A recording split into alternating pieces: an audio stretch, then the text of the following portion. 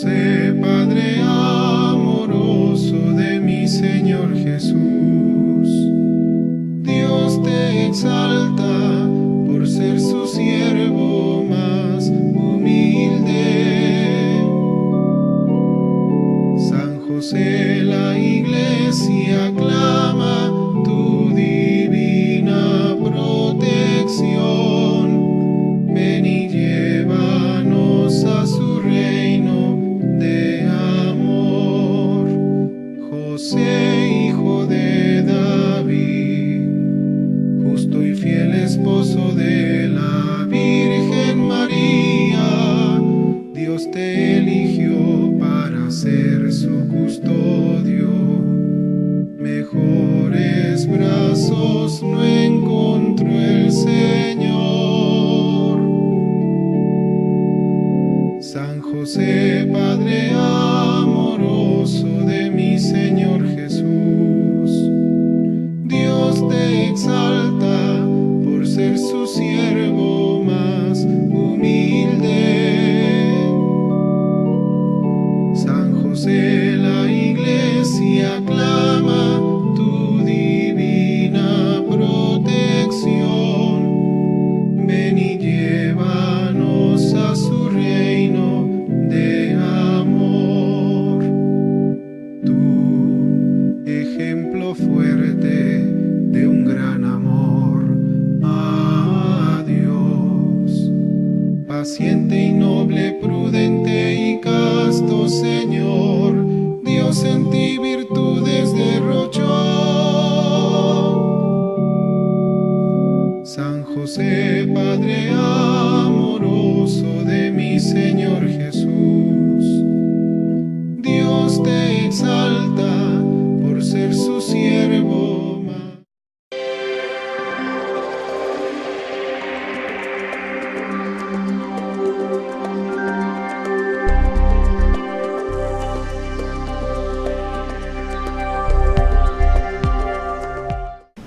Excelencias, hermanos sacerdotes, religiosas y religiosos, queridos seminaristas, invitados especiales, un saludo a todos los cristianos católicos que nos ven y nos escuchan a través de los medios de comunicación social. Mi conferencia se sitúa en la perspectiva de la teología dogmática, la cual no podría entenderse sin la ponencia anterior de Monseñor Silvio Báez. Y la he dividido en dos partes. La primera enfoca la posición de la Iglesia Católica a partir del Concilio Vaticano. Y aquí me detengo en la expresión subsistet in de la eclesiología católica. Y en la segunda parte me centraré en la lectura que las iglesias protestantes históricas hacen de nuestra posición ecuménica.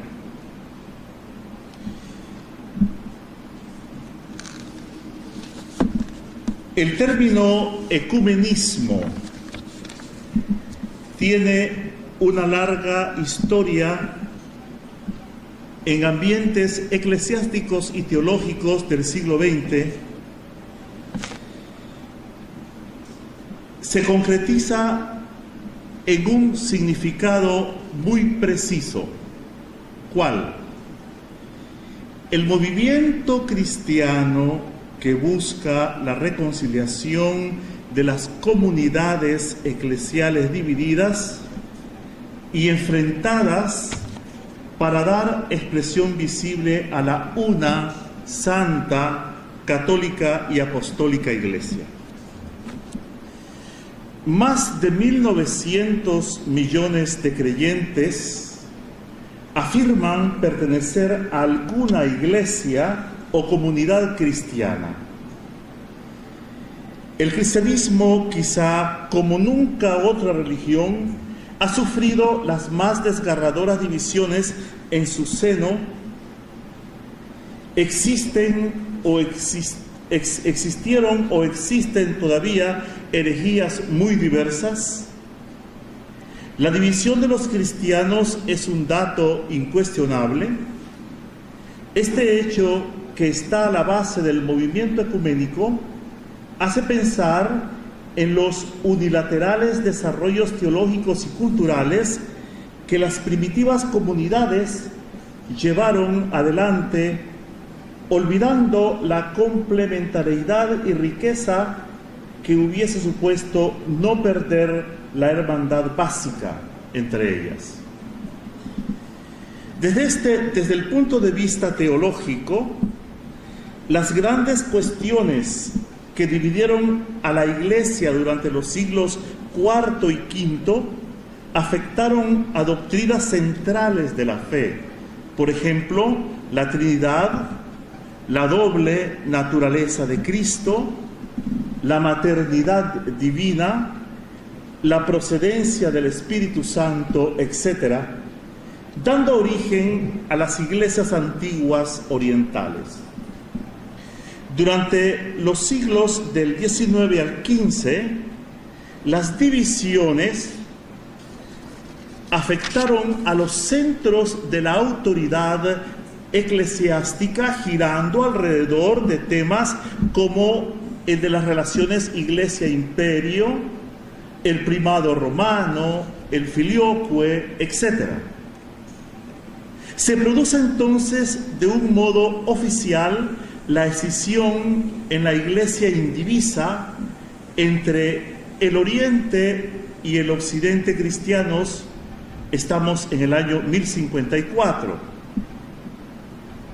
Finalmente, en el siglo XVI, las divisiones afectan al Occidente cristiano y se centran en torno a la autoridad espiritual, relaciones escritura-tradición, doctrina de la salvación alrededor del binomio fe-obras, sobre los medios de la gracia, palabra, sacramento, sobre el sacerdocio ministerial enfrentado al sacerdocio de los fieles e incluso sobre la identidad de la Iglesia respecto a su constitución y a la sucesión apostólica.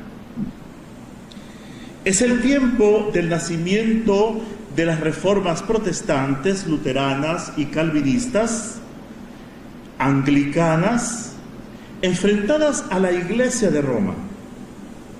Durante los siglos XVII, XVIII y finales del XIX, aparecen otras familias cristianas llamadas bautistas, metodistas, pentecostales, etc. La polémica y las condenaciones, el desconocimiento mutuo y la indiferencia han marcado el pasado entre las grandes iglesias cristianas. He dicho la polémica y las condenaciones. El descontento mutuo y la indiferencia han marcado el pasado entre las iglesias cristianas. Afortunadamente, el Concilio Vaticano II ha generado hoy un nuevo clima marcado por el movimiento ecuménico, cuyas expresiones son muy variadas. Razones pedagógicas permiten hablar, sin embargo, de una amplia variedad de tareas ecuménicas. Por ejemplo, hay un ecumenismo institucional que implica un cierto grado de organización sin el cual es difícil concebir las múltiples acciones ecuménicas. La tarea llevada a cabo por el Consejo Ecuménico de las Iglesias desde Ginebra o por el Pontificio Consejo para la Promoción de la Unidad de los Cristianos desde Roma requiere unos espacios organizativos con estabilidad. Se puede hablar también del ecumenismo oficial, cuando se considera el grado de representatividad que ejercen las autoridades eclesiásticas de cada comunidad y que marcan oficialmente las relaciones existentes entre las diversas iglesias. Existe también el ecumenismo doctrinal, dado que la cuestión de la verdad, tan estrechamente unida a la profesión de la fe verdadera, a la ortodoxia, ha estado presente tanto en las raíces de las separaciones eclesiales como está ahora mismo en los intentos de alcanzar convergencias en lo esencial de la fe. Su expresión máxima se patentiza en los numerosos coloquios y diálogos a diferentes niveles, bilaterales, multilaterales, que protagonizan hoy las comisiones mixtas de teólogos.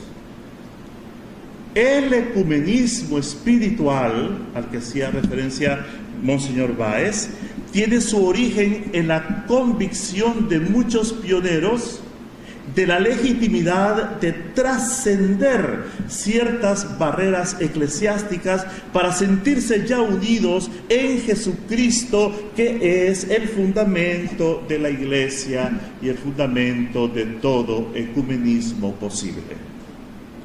Se habla a veces del ecumenismo local, cuando, por ejemplo, en un lugar determinado, los cristianos que constituyen la base o los grandes espacios del pueblo de Dios ejercen tareas concretas que van desde la acción común respecto a temas de justicia, paz, respecto a la vida, a la creación, etcétera, a actividades como reflexiones bíblicas comunes o a la acción a favor de los más desfavorecidos, enfermos, ancianos, emigrantes, etcétera, en un área determinada. Aquí hemos tenido el caso de la Marcha por la Vida, donde se congregaron las diferentes sectas, iglesias existentes en Nicaragua.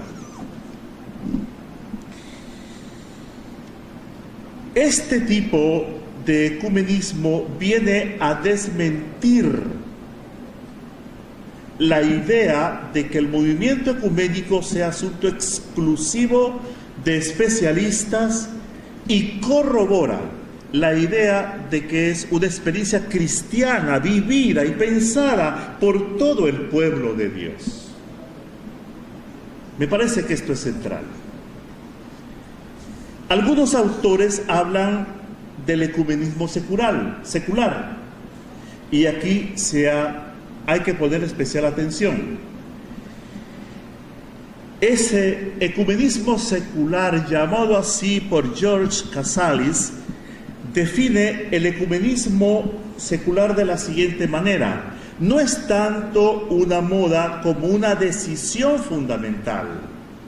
La decisión y la convicción de que el deber esencial del cristianismo de hoy es concentrar la unión de la humanidad y no de las iglesias. Repito, concentrar la unión de la humanidad y no de las iglesias. Este ecumenismo es un arma de doble filo que tiene como sustrato el llamado humanismo sin Dios, de gran impacto en Europa y por lo tanto en América Latina. El Consejo Pontificio para la Promoción de la Unidad de los Cristianos ha hecho muchos avances. Pero tenemos que decir que la incorporación oficial de la Iglesia Católica en el movimiento ecuménico es tardía. Se suele datar habitualmente en 1960, cuando Su Santidad Juan XXIII crea el Secretariado Romano para la Unidad de los Cristianos a partir de la Constitución Apostólica Pastor Bonus de Juan Pablo II del 1 de marzo de 1989. El Papa Juan Pablo II ha cambiado su nombre por el de Consejo Pontificio para la Promoción de la Unidad de los Cristianos. En su haber hay realizaciones dignas de tenerse en cuenta, además de la ayuda prestada a los padres conciliares en la elaboración del decreto Unitatis Redintegratio 1964, constituye, junto a las jerarquías de otras iglesias, comisiones mixtas de teólogos para el diálogo doctrinal, la creación de una comisión mixta de trabajo con el Consejo Ecuménico de las Iglesias, el trabajo con la Alianza Bíblica Mundial en orden a las normas de traducciones bíblicas comunes y al mantenimiento hasta hoy del asesoramiento ecuménico a las conferencias episcopales de todo el mundo, un avance. Sin embargo, antes de la entrada oficial de la Iglesia Católica en el movimiento ecuménico, algunos pioneros católicos trabajaron eficazmente en este campo vedado, sufriendo humillaciones, procesos y exilios. Y no se puede olvidar la importancia que tuvieron los movimientos de restauración litúrgica, bíblica, patrística, medieval, a la hora de que el ecumenismo se fue abriendo como categoría teológica. En esta labor se hacen imprescindibles los nombres de Yves Congar, Dominique Chenu, Karl Rahner, Henri de Libach y Urs von Balthasar, etc. El diálogo es el elemento definitivo del ecumenismo. El diálogo es sin duda el elemento definitorio del movimiento ecuménico. Dominique Chenu formuló las 3 leyes del diálogo que parecen fundamentales a la hora de realizarlo. La primera consiste en poner de relieve la propia identidad. No se trata en el diálogo ecuménico de falsas complacencias ni de amabilidades externas que llevarían finalmente al error. No cabe el diálogo sin saber quiénes son realmente los interlocutores. La segunda ley consiste en el intento de penetrar en las razones del otro. ¿Para qué? Para conocerlo mejor, tratando de valorar en el respeto y la estima las razones del interlocutor. Aunque algunos la llaman la etapa autocrítica, no para destruirse, sino para purificarse. Y en el caso del diálogo ecuménico es esencial, ya que los enunciados de la fe y las propuestas dogmáticas y doctrinales de cada iglesia poseen una cierta inadecuación con el misterio de Dios que lo trasciende todo. 3 leyes irrenunciables si es que las iglesias desean mantener coherentemente el diálogo ecuménico. La primera de ellas es que los interlocutores sepan colocarse en el plano de igualdad. Una segunda consiste en la convicción de que el mundo espiritual de los otros puede enriquecer la propia tradición eclesial. Si esto es así, surge espontáneamente el intento de escucha. El diálogo, en tercer lugar, implica la comunión en la diversidad. Ya no es posible el recelo ante la diversidad como antaño. El Vaticano II ha admitido su legitimidad tanto en expresiones litúrgicas como en formulaciones doctrinales. La diversidad es ley escrita en lo más profundo de la oikumene. Solo dialogan los diversos. Trascender el actual statu quo de las divisiones es ley indispensable, pero sin renunciar a las formas históricas en que la revelación ha llegado a través de las mismas iglesias. He aquí descarnadamente el problema ecuménico, es decir, la necesidad de fidelidad al legado de las iglesias en que se ha nacido, pero a la vez en profundo diálogo con las otras iglesias, la imperiosa necesidad de trascender la actual situación de vacío de comunión. Subsistir in. En una situación en la que el concepto de globalización caracteriza el estado actual del mundo con todas sus ambivalencias, el ecumenismo puede llegar a ser una respuesta a los signos de los tiempos. Gracias a los medios de comunicación y a las facilidades para viajar, los hombres se acercan más unos a otros. Las naciones y los pueblos están mucho más vinculados entre sí, y lo que quieran o no, por decirlo así, todos navegamos en el mismo barco. Y por eso, para la Iglesia Católica, como lo expresaba el beato Juan Pablo II en su encíclica sobre el empeño ecuménico, el ecumenismo encabeza la lista de prioridades de la actividad pastoral.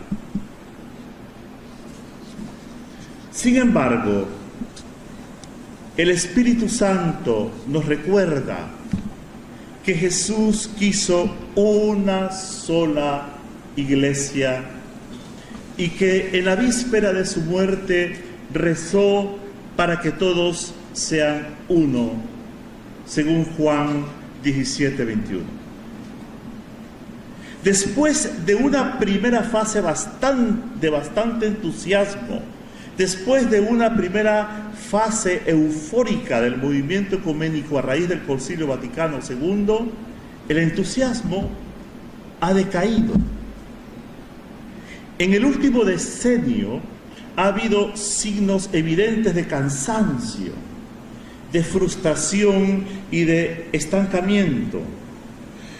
No pocos hablan incluso de una crisis o de un nuevo invierno ecuménico. Hasta cierto punto, tal situación es un signo y una prueba del éxito del movimiento ecuménico, porque en la medida en que los cristianos de las diversas iglesias y comunidades eclesiales se han acercado más unos a otros, dolorosamente toman más conciencia de la división que todavía existe y de las dificultades que todavía han de superar. Y es mayor su sufrimiento por no poder sentarse juntos a la mesa del Señor. De este modo, cabe encontrar en esta frustración un cierto sentido positivo. Pero, ¿por qué el movimiento ecuménico ha perdido el ritmo? Se pueden ofrecer diversas respuestas. Aquí me limitaré a un aspecto que nos introduce en el corazón del problema, el tema de una nueva identidad. Precisamente en un mundo caracterizado por la globalización, muchos se preguntan, ¿quiénes somos? ¿Quién soy? Y es que nadie quiere desaparecer en una masa anónima, amorfa, sin rostro. Y por otra parte, esa cuestión de la propia identidad no concierne solo a los individuos, sino también a la cultura, a los grupos étnicos y a las religiones. También ha vuelto a surgir esta pregunta en el seno de las iglesias cristianas, en las que un ecumenismo malentendido ha desembocado en relativismo e indiferentismo. Ese malentendido y un ecumenismo descontrolado surgido de él han dado lugar a comprensibles reservas frente al diálogo ecuménico y a veces incluso a posturas fundamentalistas. Entendida correctamente la interrogación acerca de la propia identidad, es fundamental y constitutiva no solo de cada individuo, sino también de la Iglesia y del diálogo ecuménico. Solo interlocutores con una cierta identidad, con una clara identidad, pueden entrar en un diálogo sin miedo a perder la identidad propia en el curso del mismo diálogo. Así, en los últimos años han vuelto a plantearse preguntas acerca de los fundamentos teológicos y eclesiológicos de un sano diálogo y de un sano ecumenismo. Por eso quiero abordar brevemente la discusión actual sobre los fundamentos teológicos y eclesiológicos del ecumenismo. Veamos, grosso modo, los fundamentos eclesiológicos. La declaración de la Sagrada Congregación para la Doctrina de la Fe, Dominus Iesus, del 6 de agosto de 2000, abordó esa cuestión de la identidad y recordó algunos de los fundamentales principios católicos del ecumenismo. Correctamente interpretado, el contenido de ese texto está acorde con su substancia, con el Concilio Vaticano II. Sin embargo, el estilo abstracto y compacto del documento ha hecho que surjan muchas dudas sobre la seriedad del empeño ecuménico de la Iglesia Católica. Muchos se sintieron desengañados, ofendidos y heridos por su tono y su estilo. Causó sobre todo bastantes dificultades la siguiente frase del documento, cito textualmente: por el contrario, las comunidades eclesiales que no han mantenido el episcopado válido y la realidad originaria y plena del misterio eucarístico no son iglesias propiamente dichas. Hasta aquí la cita. Sin duda, fue necesario expresarlo con tal claridad. Sin embargo, sabemos muy bien que las comunidades protestantes no quieren ser iglesia en el sentido en el que la Iglesia Católica se entiende a sí misma. Repito, Sabemos muy bien que las comunidades protestantes no quieren ser iglesia en el sentido en el que la Iglesia Católica se entiende a sí misma. Las crispaciones a que ha dado lugar ese texto no son razones para claudicar. Y es que asegurar que todavía existen innegables diferencias y cuestiones irrenunciables de parte nuestra no significa de modo alguno el final del diálogo, sino que, por el contrario, es un reto para seguir dialogando. Así, el ecumenismo no se opone al espíritu ecuménico, así el documento no se opone al espíritu ecuménico, porque el documento solo puede practicarse en un clima de amor a la verdad. La sinceridad es uno de los principales presupuestos para este diálogo. La tesis de que la Iglesia de Jesucristo solo existe plenamente en la Iglesia Católica, según Lumen Gentium número 8, no descarta, sino que implica que fuera de la Iglesia Católica no solo existen cristianos aislados, sino que también se dan elementos eclesiales básicos que pertenecen como dones del propio Cristo a la Iglesia de Cristo y que actúan como fuerzas motrices en dirección a la unidad.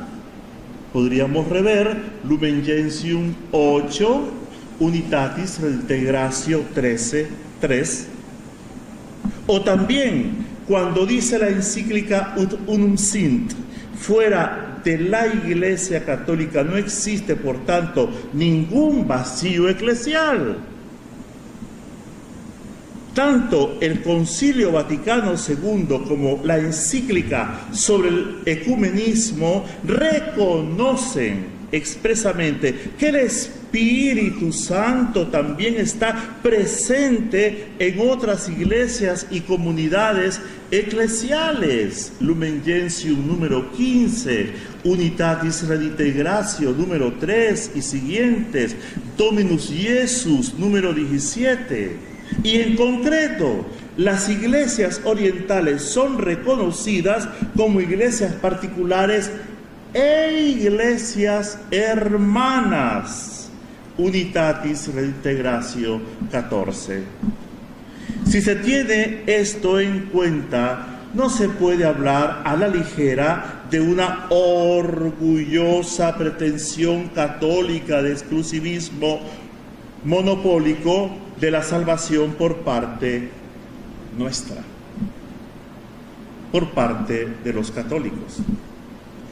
Además, el concilio es consciente de que la iglesia es una iglesia de pecadores y de que en ella también hay estructuras de pecado, y sabe que es necesario dinamizar la figura de la iglesia, que es una iglesia peregrina, una ecclesia semper purificanda, que ha de permanecer siempre en el camino de la conversión y del aggiornamento. Lumen Gentium número 8, Unitatis Redintegratio 4 del 6 al 8.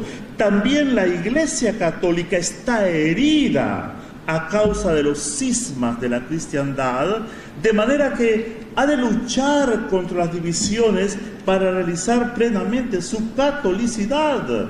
Unitatis Redintegratio 4, Dominus Iesu 17. El problema ecuménico no gira en torno al problema de la conversión de los otros, sino de la conversión de todos a Jesucristo. La conversión empieza siempre por nosotros mismos, de modo que también los católicos hemos de estar dispuestos a hacer un examen de conciencia, a practicar la autocrítica y hacer penitencia, como nos lo ha recordado el obispo emérito y muy amado de Roma, Benedicto XVI. En la medida en que nos acercamos a Jesucristo, nos acercamos también unos a otros. En la medida en que nos acercamos a Jesucristo, nos acercamos también unos a otros. Por eso no es cuestión de debates, ni de compromisos políticos, eclesiásticos, ni es cuestión de una forma cualquiera de unión, sino de tratar de caminar juntos desde una comunión aún imperfecta a una comunión cada vez más plena. Se trata de un crecimiento espiritual en la fe y en el amor y de un intercambio espiritual recíproco unido a un mutuo enriquecimiento. Así, el ecumenismo es un proceso espiritual y no un mero asunto académico ni un negocio diplomático. El ecumenismo espiritual es el corazón, es el alma, es el motor de la ecumene. Unitatis Redintegratio 7 y siguientes. Es precisamente este aspecto el que quiere impulsar y promover en los próximos tiempos el Pontificio Consejo para la Unidad de los Cristianos. Porque sin ese espíritu, el ecumenismo corre el riesgo de convertirse en un activismo sin alma o en un ejercicio formal.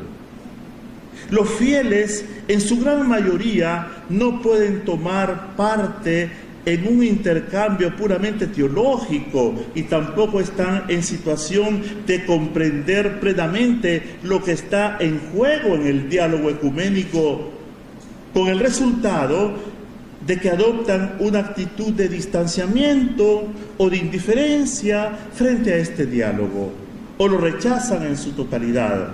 De manera que entonces ya no tiene lugar una verdadera recepción en el cuerpo de la Iglesia. Tenemos pues que hacer más profundo y al mismo tiempo más amplio el diálogo ecuménico. Con otras palabras, solo podemos ampliar el diálogo ecuménico si ahondamos espiritualmente en él. Solo así podremos superar la actual crisis.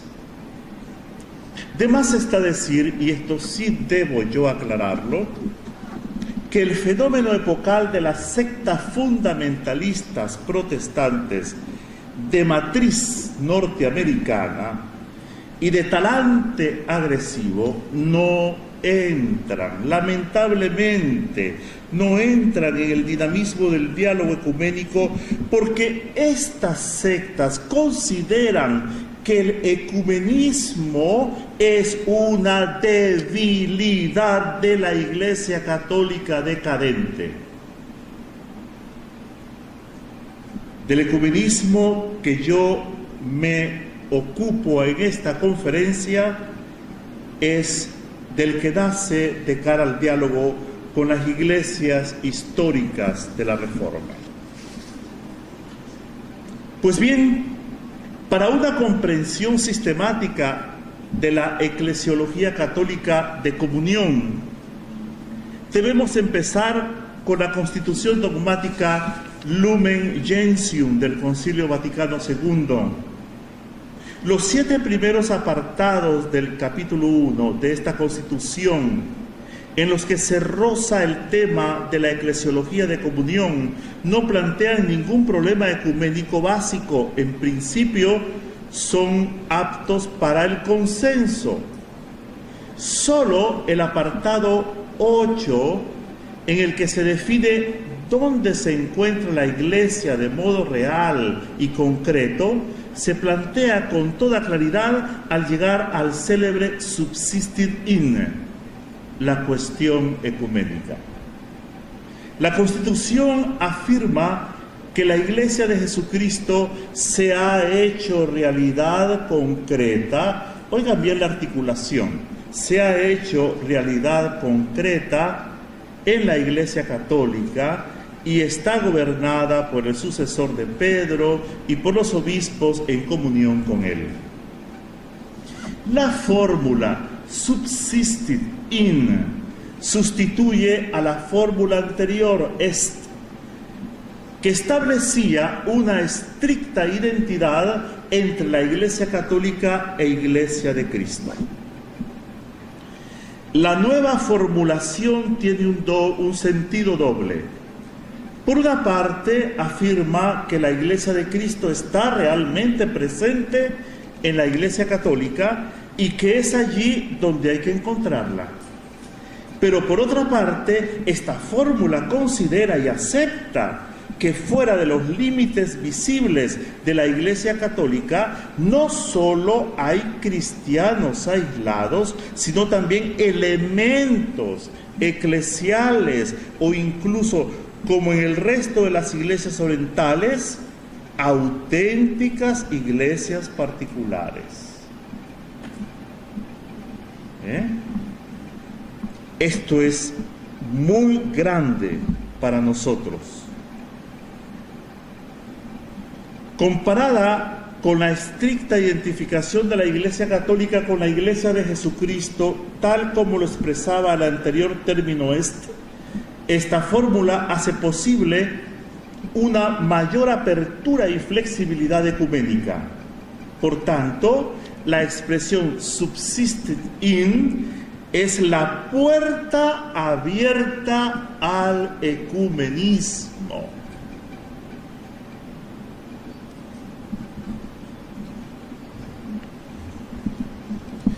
Pero al mismo tiempo es la cruz, la gran dificultad del diálogo ecuménico. La declaración Dominus Iesus del 2000 y los debates provocados por ella han mostrado con toda claridad que allí se ha tocado el nervio muy sensible y que se había traspasado la frontera del dolor. Por eso, ante todo, hay que interpretar correctamente la expresión subsistit in. El redactor principal del borrador de Lumen Gentium, el teólogo belga Gerard Philips, pronosticó que la fórmula subsistit in iba a hacer correr mucha tinta, y su predicción se acreditó como cierta. El significado de la palabra subsistir es controvertido.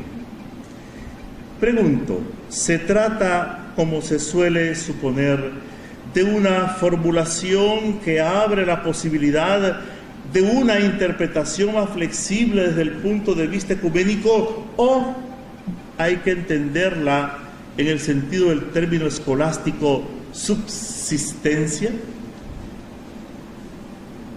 Esto no es solo una cuestión de terminología.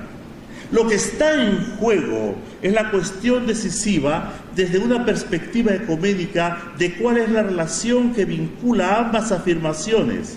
Por un lado, que la única Iglesia de Jesucristo se realiza en concreto y está presente en la Iglesia Católica, fundamento no negociable. Y por otro lado, que muchos elementos esenciales de la Iglesia de Jesucristo también se pueden encontrar fuera de los límites institucionales de la Iglesia Católica, según dice Lumen Gentium número 8 y Unitatis Redintegratio número 3. Y en el caso de las iglesias de Oriente, que hay incluso auténticas iglesias particulares que se pueden considerar como iglesias hermanas. Unitatis Redintegratio número 14. La exposición de Dominus Iesus va más allá de la formulación del concilio, pues afirma que la Iglesia de Jesucristo solo se realiza plenamente en la Iglesia Católica. Nos hemos preguntado alguna vez por qué se tuvo que afirmar esto. ¿Por qué el cardenal Joseph Ratzinger tuvo que afirmar esto? Esta declaración se puede interpretar de la manera siguiente. Aunque fuera de la Iglesia Católica no se dé una realización total de la Iglesia de Jesucristo, sí hay al menos una realización imperfecta. Por eso, fuera de la Iglesia Católica no hay vacío eclesial. Esto es grandioso para el diálogo ecuménico. Allí no está la Iglesia, pero sí hay realidad eclesial.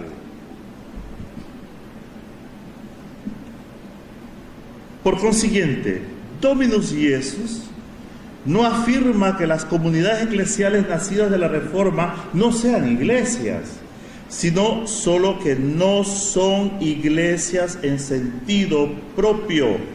Esto significa positivamente que en un sentido impropio y de manera análoga a la Iglesia Católica, ellas también son iglesias.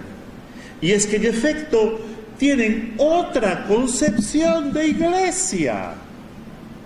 Tienen otra concepción de iglesia y no quieren de modo alguno ser iglesias en el sentido católico. Ahí está la cruz.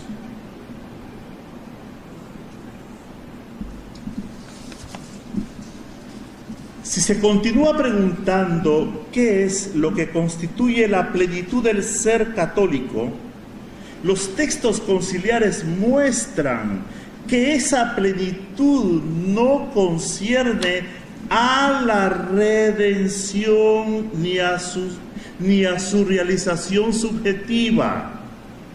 El Espíritu actúa también en las iglesias y comunidades eclesiales separadas. Véanlo en Unitatis Redintegratio número 3. También fuera de la Iglesia Católica hay formas de santidad, incluso de martirio. Lumen Gentium 15, Unitatis Redintegratio 4. Por otra parte, la Iglesia Católica también es una iglesia de pecadores y está necesitada de purificación y de penitencia. Lumen Gentium 8, Unitatis Redintegratio 3.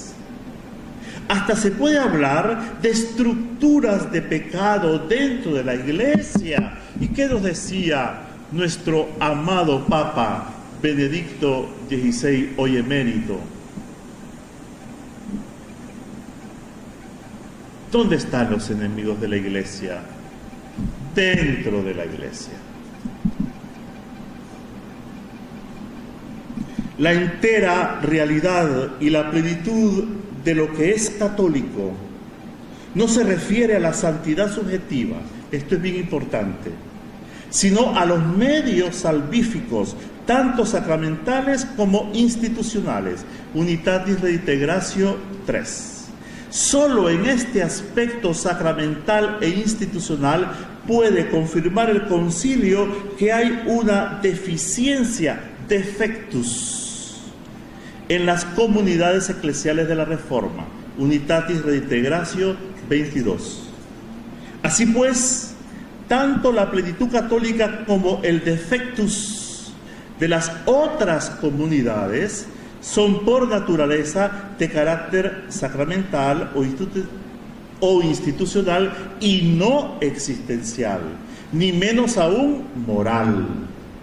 Están en niveles de los signos e instrumentos de la gracia, no en el nivel de la res, de la gracia salvífica. Así pues, el Concilio Vaticano II ha sustituido ese ecumenismo de regreso al hogar por un ecumenismo de regreso común o de la conversión común a Jesucristo. Así podemos caminar. El beato Juan Pablo II calificó la declaración conjunta sobre la doctrina de la justificación, que me imagino todos ya conocemos y hemos estudiado.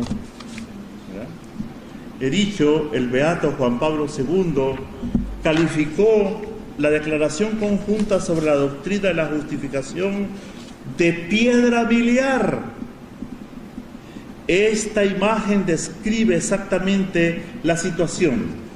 Hemos alcanzado la meta de una importante etapa, pero todavía no es la meta final.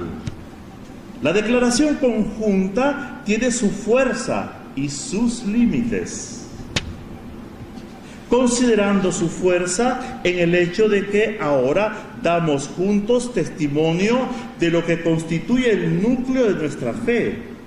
Y con ese testimonio común entramos juntos en un nuevo siglo y un nuevo milenio. Nuestro mundo, cada vez más secularizado, necesita de este testimonio común.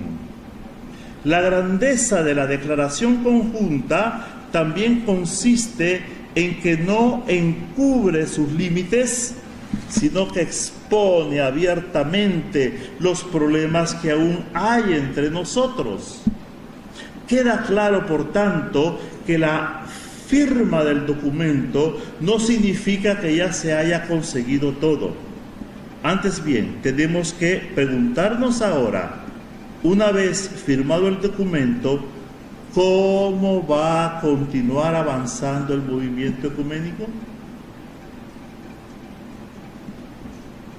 La declaración conjunta no debería quedar reducida a un mero trozo de papel y a letra muerta.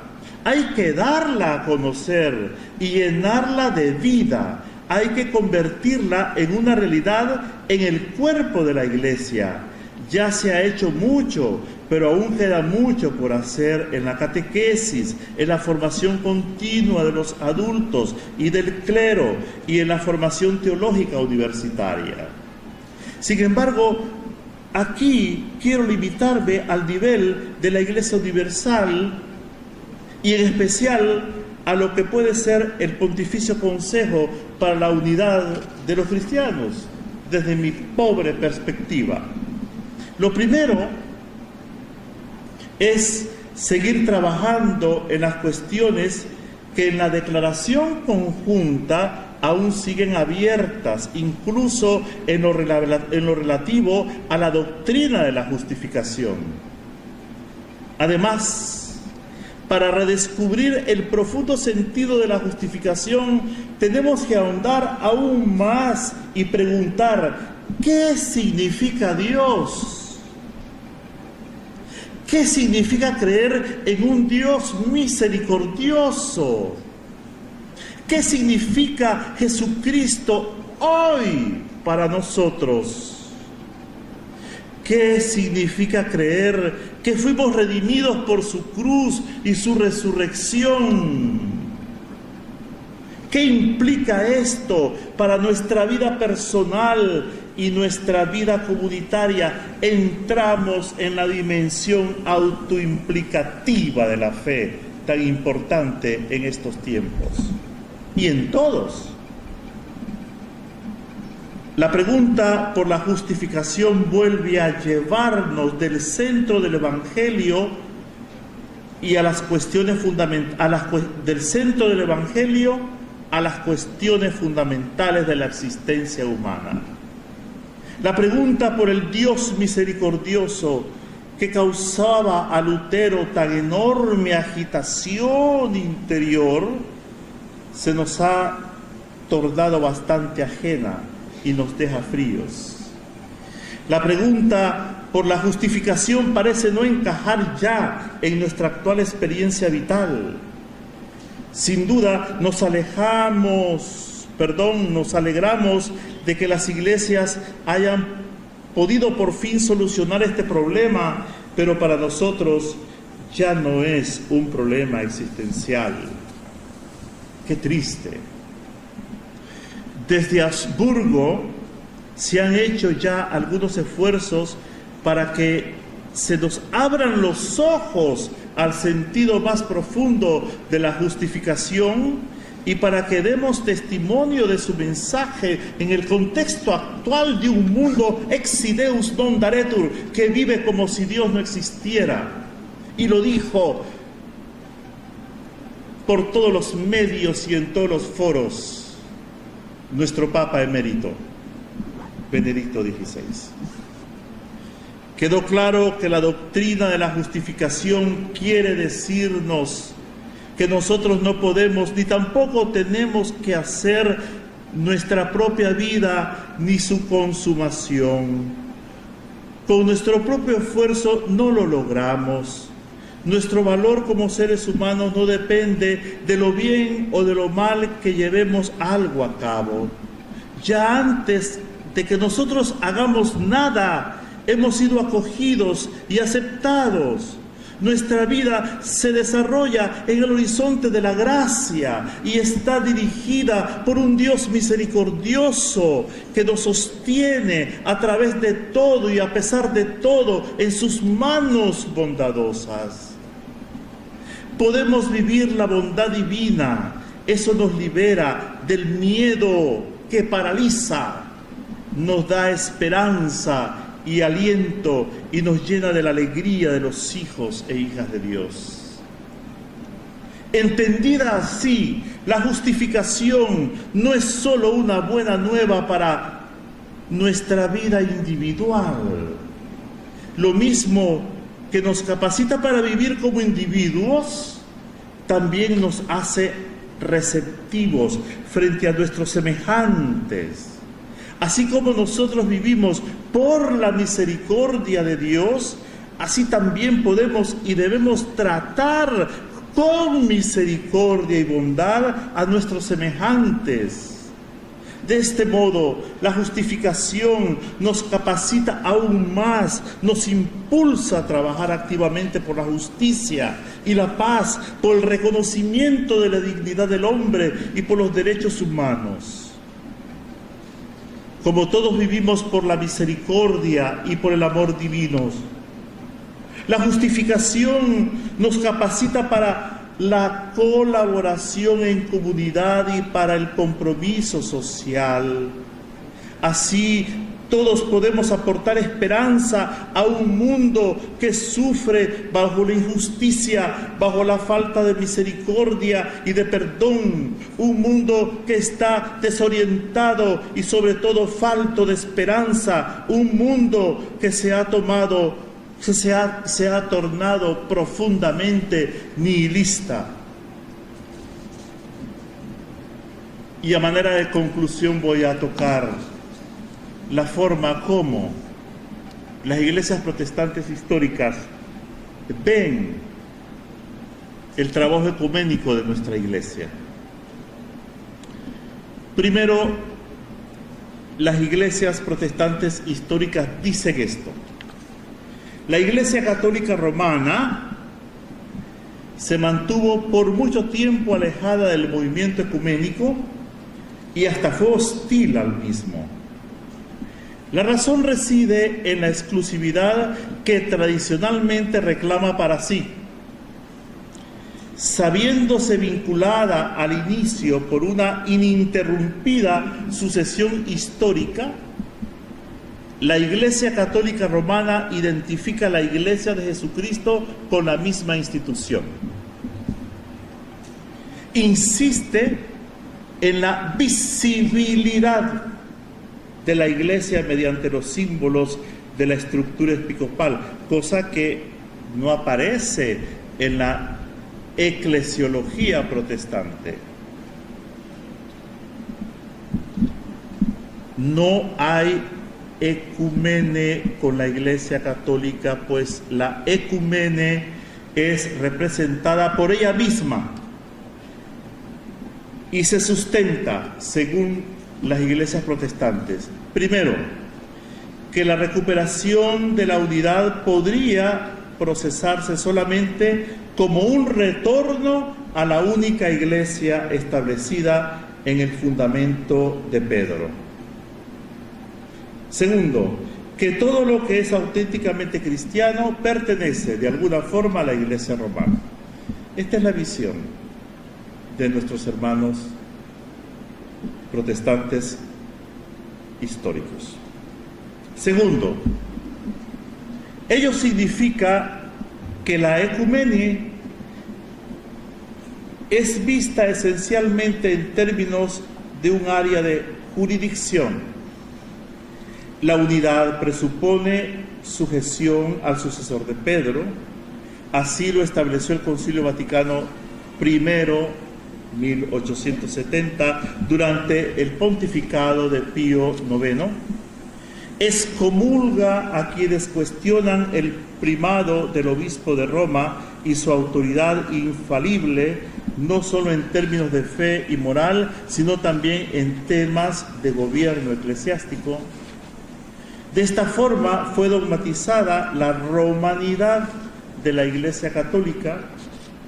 Aún en 1928, en la encíclica Mortalium Animus del entonces Pío XI, reforzó esta visión, prohibiendo a los católicos la participación en los procesos ecuménicos que estaban en curso en el mundo protestante. En la perspectiva católica tradicional, la Iglesia de Jesucristo coincide con la institución jerárquicamente liderada por los obispos y encabezada por su máximo representante, el obispo de Roma.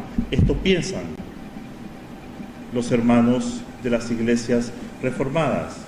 3. Asimismo, se estaba avanzando paulatinamente a una apertura. Esto fue por influjo de algunos célebres teólogos. En 1937, el francés Yves Congar publica el libro Cristianos Desunidos, Principios de un Ecumenismo Católico. Fue el primero en hablar de ecumenismo. Entre otros aportes, corrigió también el lenguaje al referirse a los protestantes. Ya no habló de herejes, sino de hermanos separados, una terminología que se impuso desde entonces. Otros nombres podrían ser mencionados, por ejemplo, el arzobispo Lorenz Jäger, quien en 1946 en Alemania, juntamente con el obispo luterano Wilhelm Tasling, creó un grupo de trabajo para asuntos ecuménicos. Había llegado el tiempo de las arremetidas en favor de la aproximación de las iglesias. Los progresistas crearon el clima para que la idea ecuménica pudiera ser vindicada. Además, la fundación del Consejo Mundial de las Iglesias colocó a la Iglesia romana bajo cierta presión. ¿Sería ella por excelencia antiecuménica? Muchos más importantes, sin embargo, fueron otros factores que los hermanos apuntan. Ven la positividad siguiente: la exégesis bíblica conjunta. La Biblia, cuando fue leída seriamente, siempre se reveló como promotora de la unidad. Ya lo decía Monseñor Báez.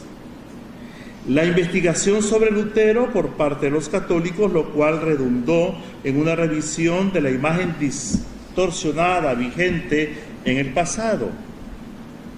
El movimiento litúrgico en la Iglesia Católica Romana, claro, porque hubo participación de peritos protestantes en el Concilio Vaticano II. Los diálogos interconfesionales procedentes del Concilio Vaticano II.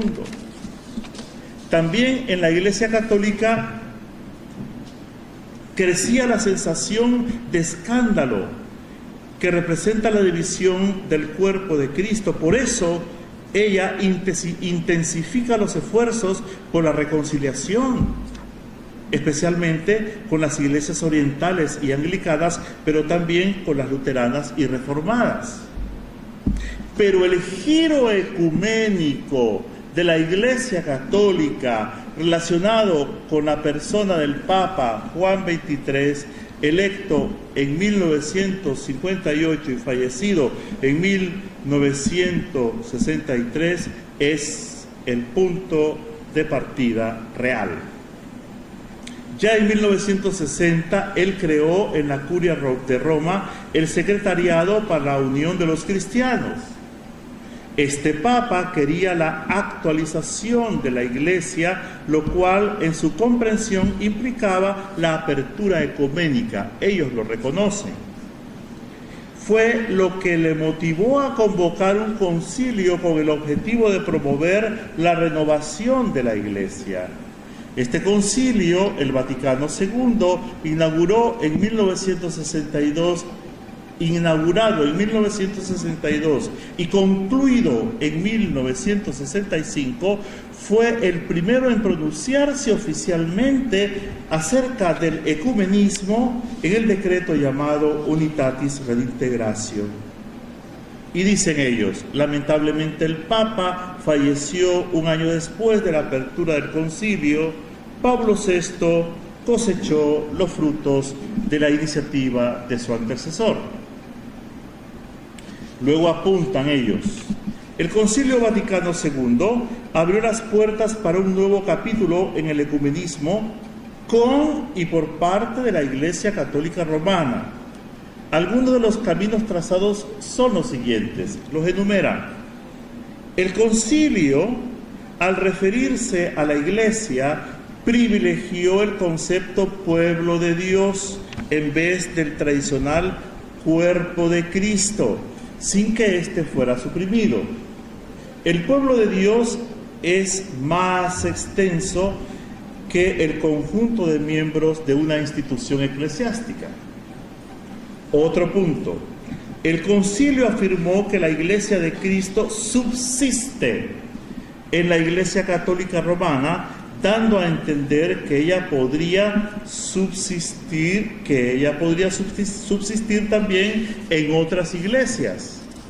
No hay identidad entre Cristo y la Iglesia, sí analogías.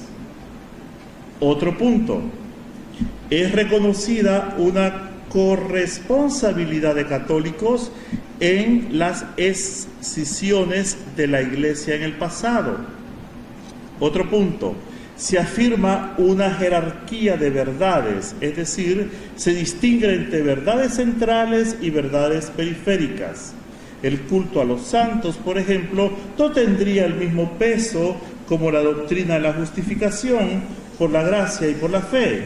Ello facilita el entendimiento ecuménico. Luego apuntan, se admite también que fuera de la estructura de la Iglesia Católica hay elementos de santificación y de verdad. Así lo constata la Constitución Dogmática Lumen Gentium. Por tanto, el exclusivismo católico romano comienza a tornarse permeable. El bautismo y la fe crean comunión, aunque imperfecta, con la Iglesia Católica, exigiendo el reconocimiento mutuo como hermanos y hermanas en Cristo. Otro punto, se constata que la catolicidad de la Iglesia de Jesucristo aún no ha alcanzado la plenitud en tanto no sean removidas las rupturas en su cuerpo. Sin la reintegración de la unidad, sufre prejuicio la calidad católica de la Iglesia. La tarea del ecumenismo es exactamente la recuperación de la misma. La integridad de la Iglesia exige la reunificación de todos sus miembros. Entonces, los efectos del concilio fueron extraordinarios, admiten estos hermanos nuestros. Alteraron la atmósfera ecuménica en todo el mundo, es verdad. También el ecumenismo latinoamericano se inspiró y sigue inspirándose en el Vaticano II. Sin este concilio, de hecho, el camino ecuménico habría sido otro. Basta recordar la eclesiología del pueblo de Dios en discusión en el continente latinoamericano. Pero el ecumenismo también tomó impulso. Poco tiempo después del concilio tuvieron inicio una serie de diálogos interconfesionales.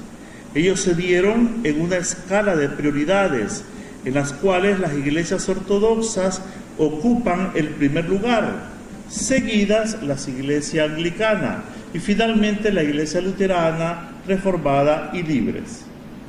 Un ejemplo es el diálogo bilateral católico-romano evangélico-luterano promovido por la Federación Luterana Mundial y por el Pontificio Consejo para la Unidad de los Cristianos, la antigua Secretaría para la Unidad de los Cristianos. A través de la Comisión Mixta Internacional Católica Romana Evangélico-Luterana, este proceso comenzó en 1967 y produjo como notable resultado de sus trabajos un documento con el título El Evangelio y la Iglesia, el así llamado Informe de Malta, publicado en 1972. El diálogo sigue en marcha, abriéndose abocado desde sus orígenes a un gran número de asuntos polémicos. Apadrinó también la declaración conjunta acerca de la justificación por la gracia y la fe firmada en 1999. Los años postconciliares se caracterizaron por un fuerte entusiasmo ecuménico y por iniciativas inéditas. También las religiones no cristianas entraron en esta perspectiva. De ellas habla el decreto Nostra Aetate, el cual inauguró un programa de diálogo interreligioso.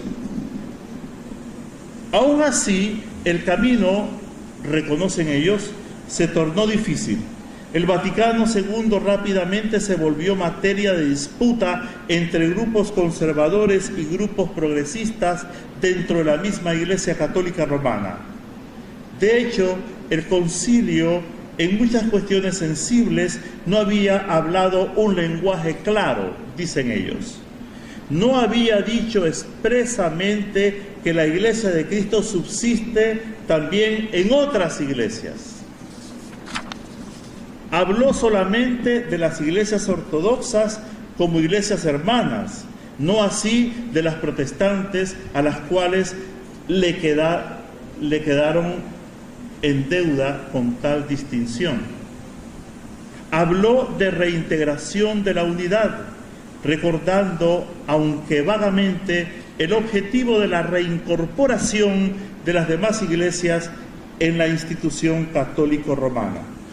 Por tanto, se debe constatar cierta ambigüedad, dicen ellos, en los textos del concilio. Dan margen tanto a una interpretación tradicional, así como a una interpretación innovadora. Ello explica por qué la declaración de la Congregación para la para la Congregación para la Fe con el título Dominus Jesus, emitida en el año 2000, puede interpretar el subsiste del Concilio Vaticano II como si se refiriera exclusivamente a la Iglesia papal. Vuelve a ser identificada la Iglesia de Cristo con la Iglesia Católica Romana, cerrando así las puertas antes abiertas. La lucha entre conservadores y progresistas por la interpretación del concilio sigue. El espíritu del Concilio Vaticano II era indiscutiblemente el de la apertura ecuménica, de manera que una interpretación reaccionaria, así la llaman, está en desacuerdo con los propósitos originales de los padres conciliares. Entonces preguntan, ¿dónde está la Iglesia Católica Romana al tercer milenio en cuanto a la cuestión ecuménica se refiere? Y dicen, esto es de difícil diagnóstico. Parece que la curia romana se mueve contracorriente del ecumenismo. En buena hora el Papa Juan Pablo II en su encíclica Ut Unum Sint 1995 ha declarado enfáticamente que es irreversible el compromiso ecuménico. Por el modo de unidad que se busca, permanece indefinido. El retorno de las indulgencias en ocasión del Año Santo del 2000, la preferencia de clérigos conservadores en el nombramiento de obispos, las dificultades en la firma de la declaración conjunta sobre la justificación por la gracia y la fe, así como la declaración Dominus Jesus de la Congregación para la Doctrina de la Fe, son hechos, dicen ellos, que demuestran un clima ecuménico más áspero. Lo confirma la encíclica papal Ecclesia de Eucaristía del 2003, que queda muy al margen de las convergencias alcanzadas en anteriores diálogos ecuménicos. Aún no hay perspectivas oficiales de hospitalidad eucarística de parte y parte, y mucho menos de plena comunión en la mesa del Señor. Ya no nos condenamos más individualmente. Aún así, las instituciones eclesiásticas siguen excluyentes. Sin embargo, continúan ellos, y ya para terminar, no es esta toda la realidad. Ya hace tiempo que la Iglesia Católica Romana dejó de ser un bloque monolítico. En muchos segmentos, y con los laicos en primer lugar, arde el anhelo por más comunión religiosa. El pueblo no entiende los impedimentos de la jerarquía. Seguramente hay buenas razones para no minimizar las diferencias. Y no obstante, es conveniente evaluar con cuidado los perjuicios acarreados por las divisiones para ver si realmente vale la manutención de los mismos. He aquí por qué se vuelven altamente importantes los canales ecuménicos ya existentes, además de las iniciativas tomadas en los niveles locales o regionales. La Semana de Oración a favor de la unidad de los cristianos ha reunido a diversas comunidades y ha desarrollado una dinámica extraordinaria. De la misma forma, deberían ser explotadas las posibilidades de encuentro y seminarios conjuntos, así como las de la cooperación en cuestiones prácticas, políticas y sociales. La humanidad necesita de la diaconía ecuménica de los cristianos, lo reconocen ellos.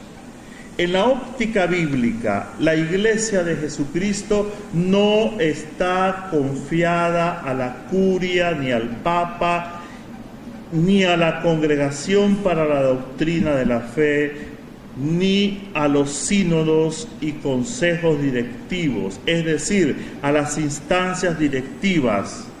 Eso piensan los protestantes de las iglesias históricas.